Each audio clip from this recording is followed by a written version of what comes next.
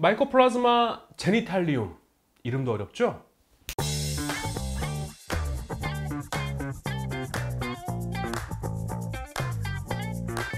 예, 이름도 어려운 균. 오늘은 마이코플라즈마 제니탈리움에 대한 말씀을 좀 나눠보려고 합니다.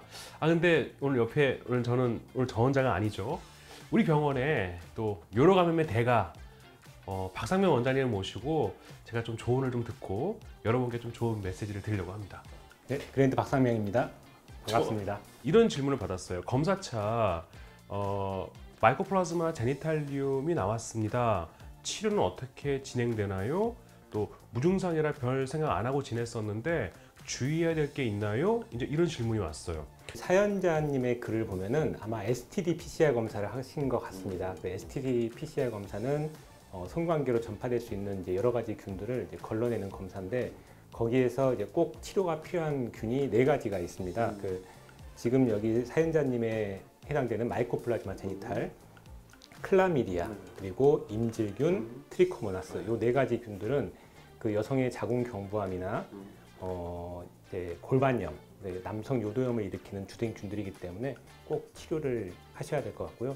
가까운 비뇨기과에 방문하시면은 적절한 항생제 처방을 받으실 수 있을 거라 생각합니다. 최근에 요로 감염 학회에서 뭐 새로운 좀 그런 게 나왔고 의사인 저도 상당히 좀 쇼킹한 내용이어서 어떤 새로운 옵션에 대한 말씀을 하셨던 것 같은데 저도 그동안 이걸 치료해서 뭐 균이 음성 나왔다. 그럼 저는 그렇게 치료가 종료된 걸로 알았거든요. 네. 마이코플라즈마 제니탈리움이라는 세균은 특징이 그 세포벽이 없습니다. 그래서 특정 항생제가 잘 듣지 않는 경우가 많고 선천적으로 이제 태생학적으로 원래 이제 다제내성 저항균으로 분류가 되어 있기 때문에 마크로라이드의 계열 항생제하고 퀴놀론밖에 치료 방법이 없습니다. 그런데 요즘 이제 여러 가지 연구 결과에 따르면은 마크로라이드의 항생제의 90%가 내성이 있다고 밝혀졌고 이 균에 대해서 그렇죠. 그 마크로라이드를 써도 10%밖에 치료가 되지 않는다는 뜻이죠.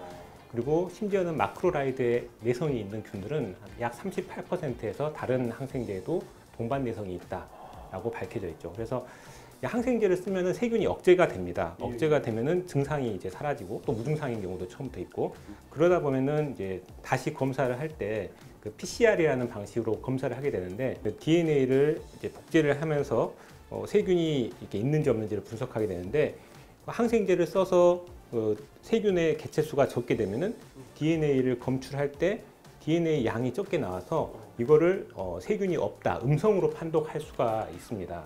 그래서 실제 치료가 되지 않고 몸에 남아있는 세균이 다시 이렇게 발현되는 경우가 종종 있기 때문에 RT-PCR 방식의 어떤 검사를 확인할 때 약을 먹고 직후에 확인하는 것도 중요하지만 성관계가 실제로 시작될 수 있는 3주 뒤에 한 번 더 확인을 하는 게 굉장히 중요합니다. 한 번 더 확인을 해서 돌다리도 두드려보고 건너는 게 맞다고 봅니다. 야, 근데 이제 이 균에 대한 내성이 이제 대단하네요.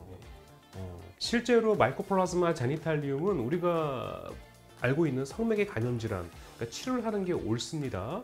근데 옳지만 이게 다음 검사에서 음성이 나왔다 하더라도 이게 온전히 치료가 된 게 아닐 수 있다. 3주 정도 기간을 두고 재검사를 통해서 그때 음성이 된지를 확인하고 그 다음부터 성관계를 시작하는 게 좋겠다. 근데 그때 만약에 또 균이 검출됐다면 그때는 또 다른 쓸 수 있는 항생제 내성이라고 보고 항생제를 다른 계열로 바꿔야 됩니다. 아직은 우리가 쓸 수 있는 항생제가 있는 거죠? 네, 아직은 있습니다. 네. 예, 선생님 앞으로 잘 부탁드리겠습니다. 그리고 치료 끝날 때까지는 꼭 콘돔 착용을 하셔야 됩니다. 그렇죠. 예. 젊은 분들한테는 약간 좀 오늘 이 내용이 한 달 정도 관계를 못 할 수도 있다는 내용이 돼서 좀 슬픈 그런 날일 수도 있겠습니다. 하지만 내성균이 존재하고 이 내성균을 또 합리적으로 확실하게 잘 치료할 수 있는 그런 약이 아직은 존재하니까요. 예, 우리 건강한 생활을 위해서라도 오늘 들었던 내용을 꼭 숙지했으면 하는 그런 바람입니다. 평소에 황 원장님 얘기하시는 거 보고 혹시 알발음이나 이런 게 보통 다른 의사들도 좀 평소에 그렇게 좀 발음을 많이 굴리나요? 아니면은 좀 지나치게 많이 하시는 건가요?